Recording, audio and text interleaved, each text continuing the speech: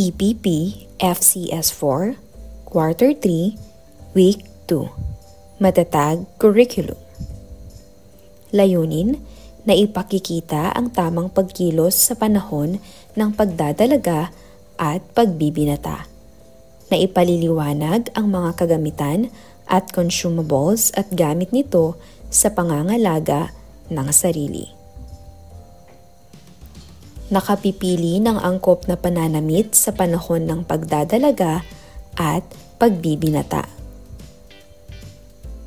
Para sa nilalaman, tamang pagkilos sa panahon ng pagdadalaga at pagbibinata.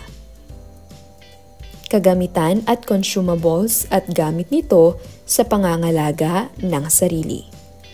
Angkop na pananamit sa panahon ng pagdadalaga at pagbibinata. Para sa integrasyon, gender equality.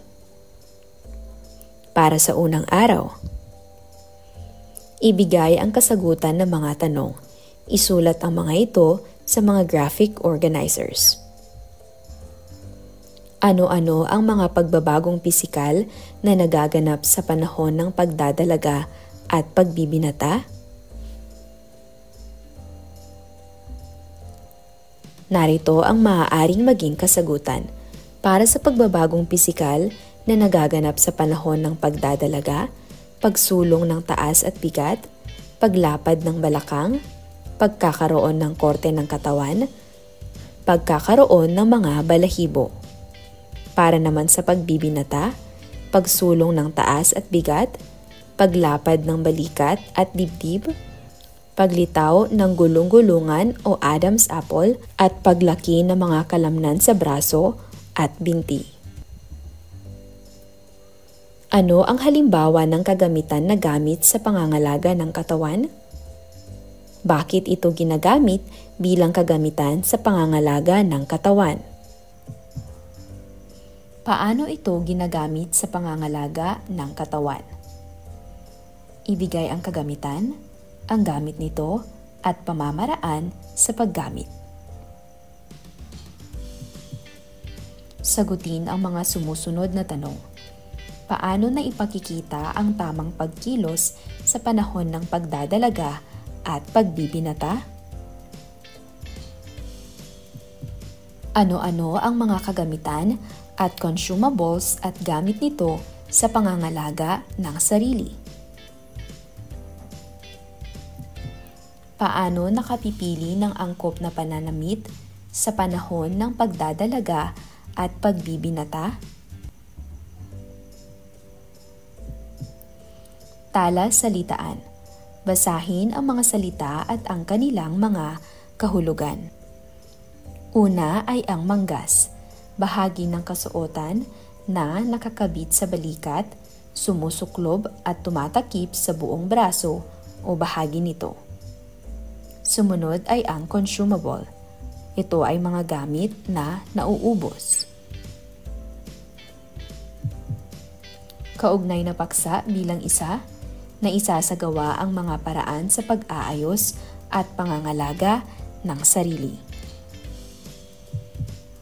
Isa sa mga mahalagang gawain mo bilang mag-aaral na lumalaki ay ang pagsasagawa ng mga tungkulin sa sarili.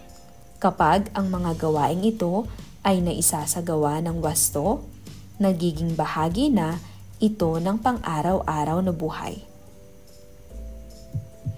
Ang pagkakaroon ng maayos at mabikas na paggayak ay makatutulong ng malaki hindi lamang sa kaanyuang panlabas, kundi pati na rin sa personalidad, postura at pag-uugali ng isang tao.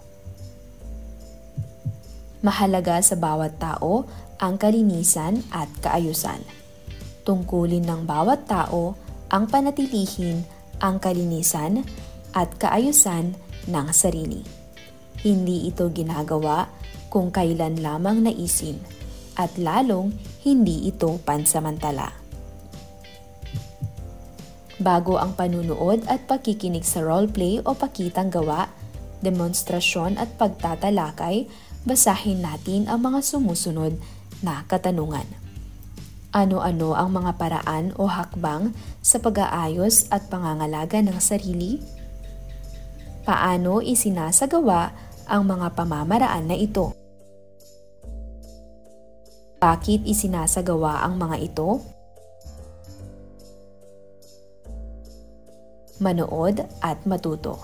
Habang nanonood ng demonstrasyon at pagtatalakay ng guro, kinakailangang magtala ng mga paraan at hakbang sa pag-aayos at pangangalaga ng sarili para sa pagbabalik pagpapakita o return demonstration.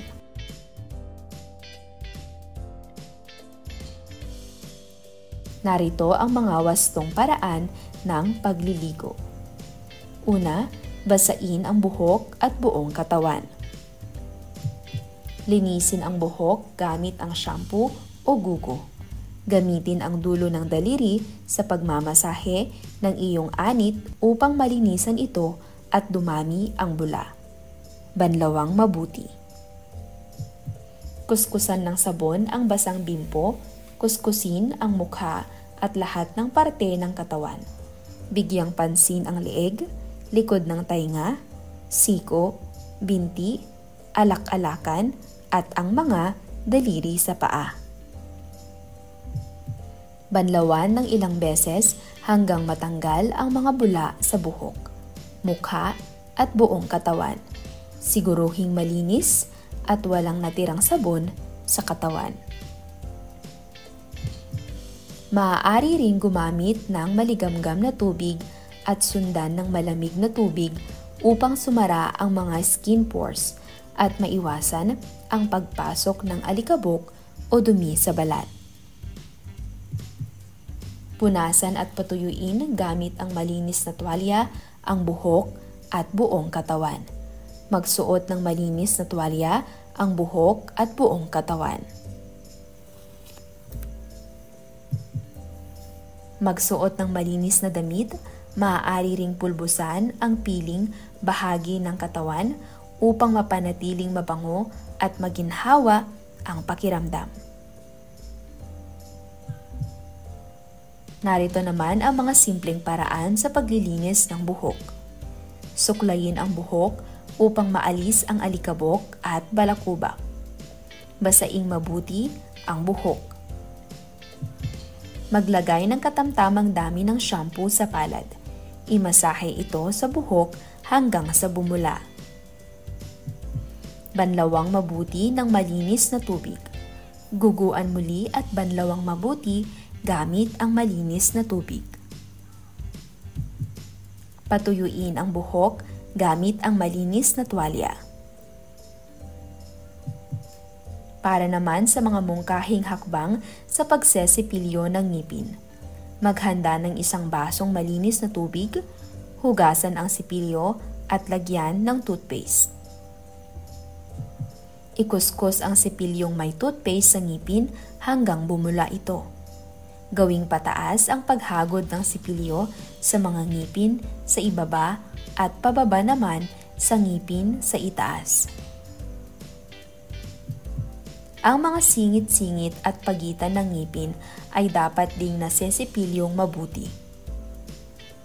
Dapat malumanay ang pagsesipilyo upang hindi magdugo ang gilagid at masira ang ngipin.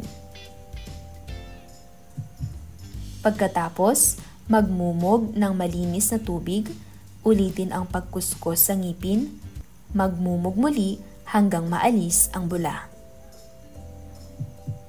Linisin at hugasan ang sipilyo bago itago sa isang malinis na lalagyan na may takip.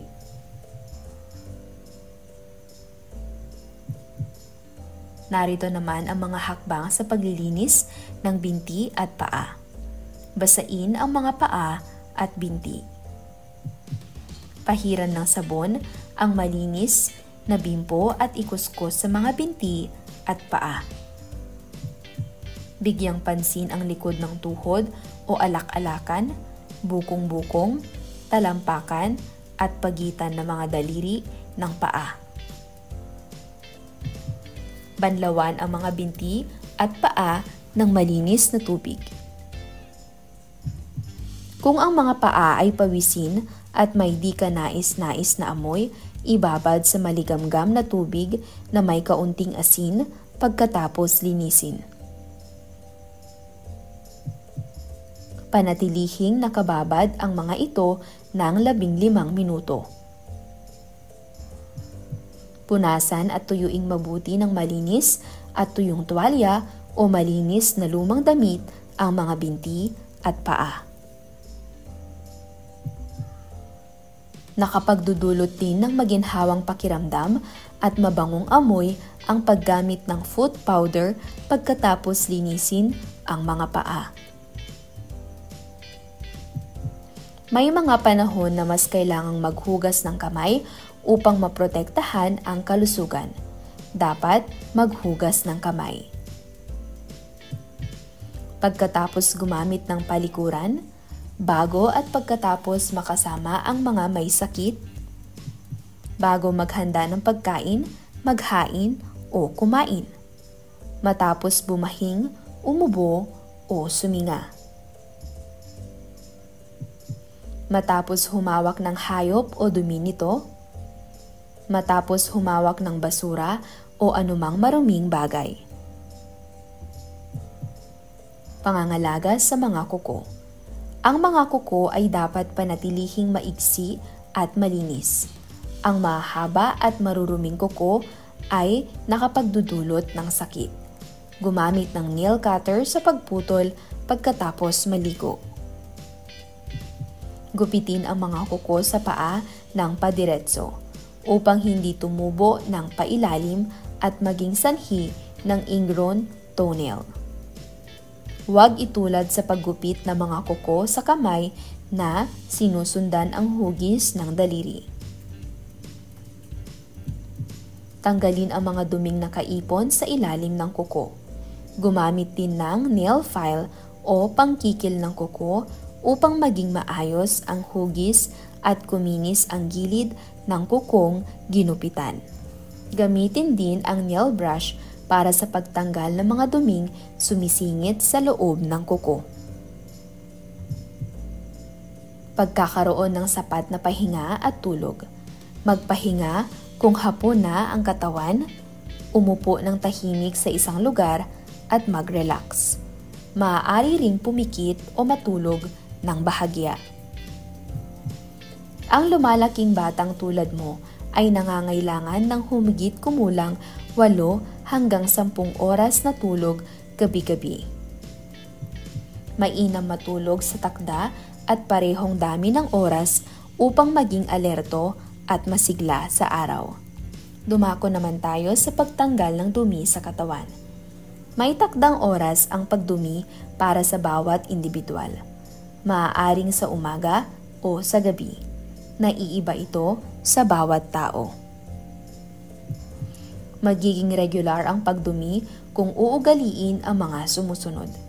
Uminom ng humigit kumulang 8 basong tubig o fruit juice araw-araw. Kumain ng gulay at prutas araw-araw. Gawing regular ang pag-ehersisyo, igalaw ng mabuti ang iba't ibang bahagi ng katawan. Ang pagpapawis ay isang paraan upang matanggal ang dumi sa katawan.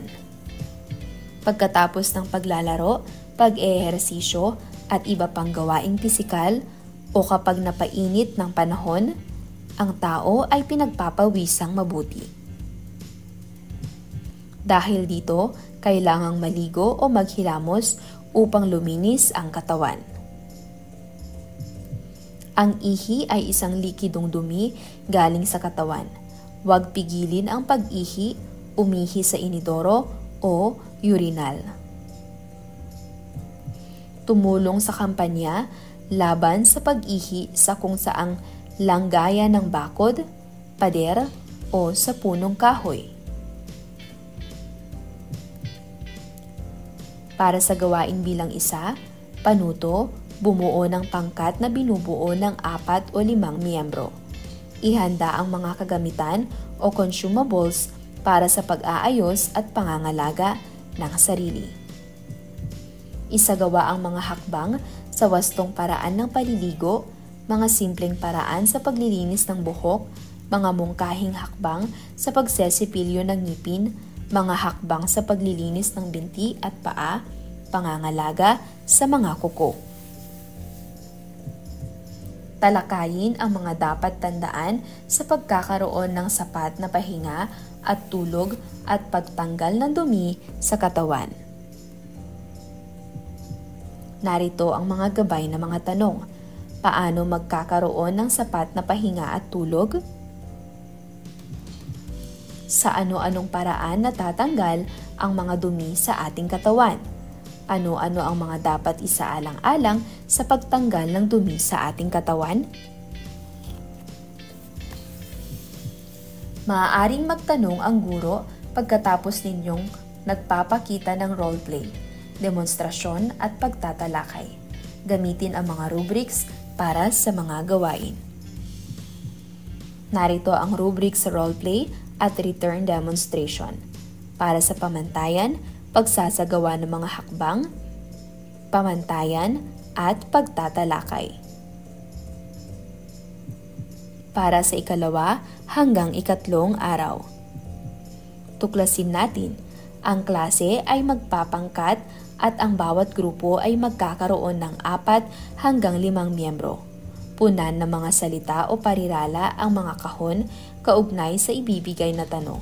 Pipili ang guro ng mga pangkat na mag-uulat ng kanilang gawain. Ilalagay ang ibang gawain sa answer corner ng silid-aralan.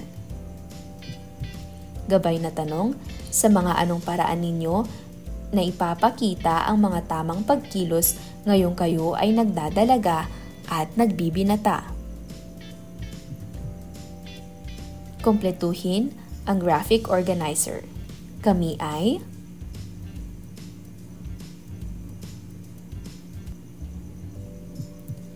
bilang nagdadalaga at nagbibinata, bakit kailangan ang tamang pagkilos? Manood at matuto. Habang nanunood sa demonstrasyon at pagtatalakay ng guro, kinakailangang magtala ng mga paraan at hakbang sa pagpapakita ng tamang pagkilos sa panahon ng pagdadalaga at pagbibinata para sa pagbabalik pagpapakita o return demonstration. Narito ang mga gabay na tanong. Ano-ano ang mga tamang pagkilos sa panahon ng pagdadalaga at pagbibinata? Paano ipinapakita ang mga tamang pagkilos sa panahon ng pagdadalaga at pagbibinata? Narito ang mga hakbang para sa maayos na pagtayo. Tumayo ng matuwid, itaas ng katamtaman ang ulo at huwag hayaang bumagsak ang balikat. Iliyad ang dibdib, pagpantayin ang mga balikat at patatagin ang tiyan at balakang. Panatilihing nakatuwid ang likod kapantay ng batok at ulo. Ilagay ang isang paa sa bahagyang unahan ng kabilang paa na nakaanggulo ng bahagya sa pang nasa likuran. Ilagay ang pantay na bigat ng katawan sa dalawang paa. Para sa maayos na pag-upo, idikit ang binti sa likod ng upuan upang malaman kung nasa tamang layo ang kinalalagyan nito. Umupo ng dahan-dahan sa gilid ng upuan, habang ang likod ay pinananatiling tuwid. Dahan-dahang itulak ng patalikod ang katawan at sumandal ng nakalapat ang balakang sa sandalan. Ilapat ang mga paa sa sahig at ilagay ang mga kamay sa kandungan. Panatilihing tuwid ang katawan kahit ang silyang inuupuan ay walang sandalan. Para naman sa maayos na paglakad, ibaluktot ng bahagya ang mga tuhod habang pinananatiling tuwid ang katawan. Hayaang gumalaw ang balakang habang naglalakad, subalit iwasan ang labis na paggalaw. Ihakbang ang mga paa ng katamtamang layo at panatilihing magkaagapay ang mga ito habang naglalakad. Ilapat ng dahan-dahan ang sakong sa sahig habang iniiwasang lumikha ng ingay habang naglalakad. Hayaan ang malayang paggalaw ng mga kamay at braso ng salitan sa tagiliran habang naglalakad. Para sa wastong pagyuko, gumalaw na ang likod ay tuwid. Kung may pupunutin sa sahig, yumuko mula sa tuhod. Iwasang yumuko mula sa baywang. Maaari itong magdulot ng sakit sa likod. Paggamit ng magalang na salita. Mga iba't ibang magagalang na salita na maaaring gamitin sa bawat sitwasyon. Pagbati, magandang umaga po, magandang tanghali po, magandang gabi po. Para sa paghingi ng pahintulot, maaari po ba? Pwede po ba? Kapag nakikipag-usap sa nakatatanda, gamitin ang po, opo, o hindi po. Pantawag sa nakatatanda, kuya, ate, manong, manang, lolo o lola, at tito o tita. Iba pang magagalang na salita, maraming salamat po, walang anuman po, tao po, mawalang galang po. Atin namang pag-usapan ang pagkain ng masustansyang pagkain. Dapat kumain ng 3 beses sa isang araw upang matugunan ang mga pangangailangan ng katawan. Kumain ng mga madadahon at mabeberdeng mga gulay at prutas at uminom ng gatas upang magkaroon ng matibay na buto at makinis na kutis. Iwasan ang sobrang pagkain ng candy, tsokolate, soft drinks at iba pang pagkaing matatamis.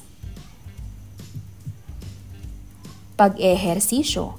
Kailangan ang regular na ehersisyo para sa magandang pangangatawan. Makatutulong ito upang makatulog ng maayos, maging masigla, manatiling malakas ang buto at kalamnan, mapanatili o maabot ang tamang timbang. Pagsasagawa, kayo ay magkakaroon ng roleplay o pakitang gawa o pagbabalik pagpapakita o return demonstration. Maayos na pagtayo, pag-upo, paglakad at pagyuko. Kasama ang paggamit ng magalang na salita, pagkain sa masustansyang pagkain at pag-eehersisyo. Panuto, bumuo ng pangkat na binubuo ng 4 o 5 miyembro. Ihanda ang mga kagamitan para sa pagpapakita ng tamang pagkilos sa panahon ng pagdadalaga at pagbibinata. Isagawa ang mga hakbang sa wastong paraan para sa maayos na pagtayo, pag-upo, paglakad at pagyuko, kasama ang pagtalakay sa paggamit ng magalang na salita, pagkain sa masustansyang pagkain at pag-eehersisyo. Narito ang gabay na tanong. Ano-anong magalang na salita ang gagamitin sa iba't ibang sitwasyon? Ano-anong mga masustansyang pagkain ang kakainin? Ano-anong benepisyo ang nakakamtan sa pag-ehersisyo? Ano ang tawag sa damit pamasok sa paaralan? Tama, ito ay uniforme. Ano ang pangkalahatang tawag sa kamison, sando at mga pangilalim na damit? Mahusay, ito ay mga pangloob na damit. Ano ang halimbawa ng damit na nagbibigay proteksyon sa katawan tuwing taglamig? Tama, ito ay jacket o sweater. Ano ang tawag sa damit pambahay na maluwang at maginhawa sa katawan? Magaling, ang tawag dito ay mga duster o kaya pambahay na damit. Ano ang halimbawa ng damit para sa natatanging okasyon? Tama, maaaring gown o barong Tagalog sa mga lalaki. Mga gabay na tanong, ano-ano ang mga angkop na pananamit sa panahon ng pagdadalaga at pagbibinata? Mahusay, ang mga angkop na pananamit ay malinis, maayos at komportable tulad ng t-shirt, pantalon, palda at damit na angkop sa edad. Paano ang pagpili ng mga angkop na pananamit sa panahon ng pagdadalaga at pagbibinata? Magaling! Ang pagpili ng angkop na pananamit ay ginagawa batay sa panahon, okasyon at kung komportable itong isuot. Sa bawat batayan sa pagpili ng mga angkop na pananamit sa panahon ng pagdadalaga at pagbibinata, ano-ano ang mga halimbawa nito? Magaling! Ang halimbawa ng angkop na pananamit ay jacket kapag malamig, cotton na damit kapag mainit, gown para sa formal na okasyon, uniforme sa paaralan, at t-shirt at shorts kung nasa bahay lamang. Bakit pinipili ang mga angkop na pananamit sa panahon ng pagdadalaga at pagbibinata? Tama! Pinipili ang angkop na pananamit upang maging presentable, maginhawa at naaayon sa panahon o sitwasyon. Atin namang talakayin ang mga kagamitan at consumables at gamit nito sa pangangalaga ng sarili. Kagamitan at consumables. Ang kagamitan at consumables ay mahalagang bahagi ng pangangalaga sa sarili. Ang mga ito ay tumutulong upang mapanatili ang kalinisan, kaayusan at kalusugan ng katawan. Narito ang mga halimbawa ng kagamitan: suklay o hairbrush, kuko or nail cutter, tuwalya, toothbrush, razor o pang-ahit. Para naman sa consumables, sabon, shampoo, toothpaste, deodorant, lotion o moisturizer.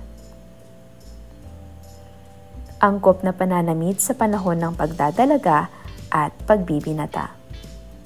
Sa panahon ng pagdadalaga at pagbibinata, mahalaga ang pagsusuot ng angkop na pananamit upang matugunan ang mga pisikal na pagbabago at pangangailangan habang pinapanatili ang respeto sa sarili at sa iba. Una, komportable at praktikal na damit, pagbibigay diin sa kalinisan at kaayusan. Pagiging ayon sa kasarian, pagsasaalang-alang sa okasyon o lugar, pagpapakita ng respeto sa sarili at sa iba. Pagtanggap sa pagbabago ng katawan. Magbigay ng 5 halimbawa ng kagamitan at consumables na iyong ginagamit upang pangalagaan ang iyong sarili.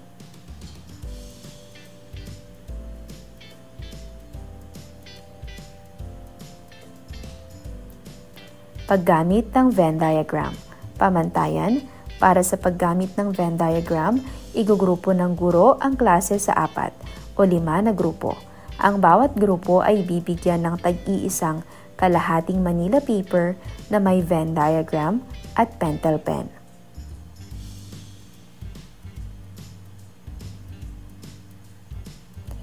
Nakapipili ng angkop na pananamit sa panahon ng pagdadalaga at pagbibinata. Batay sa mga impormasyon na inyong ibinigay, ilagay sa table o chart na naglalaman ng mga angkop na damit sa panahon ng pagdadalaga at pagbibinata. Isulat o ilagay ang mga angkop na damit na ginagamit kapwa ng nagdadalaga at nagbibinata sa gitnang parte ng 2 bilog. Ilagay o isulat ang mga pananamit na ginagamit ng babae at lalaki batay sa inilagay na kategorya. Pangkatang kasuotan. Magkakaroon ng pangkatang gawain at bawat grupo ay bubunot ng okasyon o panahon. Iyahanda ng bawat grupo ang mga angkop na kasuotan at ipaparada sa loob ng silid-aralan. Pagkatapos, sasagutan ang bawat grupo ang tanong, paano nakapipili ng angkop na pananamit sa panahon ng pagdadalaga at pagbibinata? Bakit iniaangkop ang pananamit sa panahon ng pagdadalaga at pagbibinata? Narito ang rubric. Para sa pamantayan, angkop ang pananamit batay sa nabunot na okasyon o panahon. Aktibong nakilahok ang bawat kasapi ng pangkat. Ano-ano ang mga kagamitan at consumables at gamit nito sa pangangalaga ng sarili? Tama! Ang mga kagamitan at consumables sa pangangalaga ng sarili ay sabon, shampoo, toothbrush, toothpaste, deodorant, sanitary napkin, suklay, at facial wash na ginagamit para mapanatili ang kalinisan at maayos na itsura. Paano ko mapapangalagaan ang aking kagamitan at mga kagamitan ng ibang tao? Tama! Mapapangalagaan ko ang aking kagamitan at sa iba sa pamamagitan ng wastong paggamit, paglilinis, at pag-iwas sa pag-abuso ng mga ito. Paano ko isasagawa ang mga paraan sa pag-aayos at pangangalaga ng aking sarili? Tama, maisasagawa ko ang pag-aayos at pangangalaga ng sarili sa pamamagitan ng regular na pagligo, pagsipilyo, paggamit ng deodorant at pagsusuot ng malinis na damit. Paano ko ipakikita ang tamang pagkilos sa panahon ng pagdadalaga at pagbibinata? Mahusay! Ipapakita ko ang tamang pagkilos sa pamamagitan ng pagiging responsable, magalang at maingat sa mga desisyon at kilos.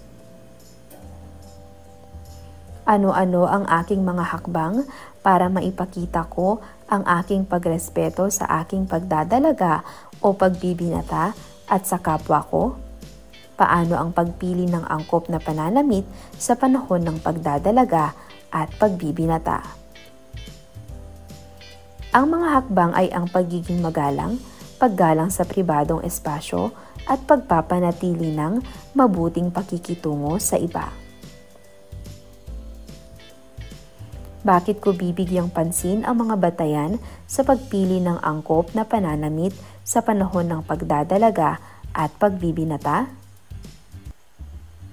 Tama! Bibigyan pansin ko ang mga batayan sa pagpili ng angkop na pananamit upang maging presentable, komportable at naaayon sa sitwasyon o panahon. Para sa pagninilay sa pagkatuto, reflection log, kumpletuhin ang mga sumusunod.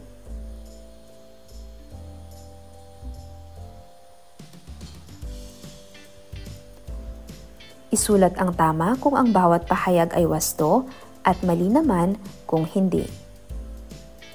Para sa unang bilang, ang tamang pagkilos sa panahon ng pagdadalaga at pagbibinata ay makikita sa pagiging responsable at disiplinado sa sarili.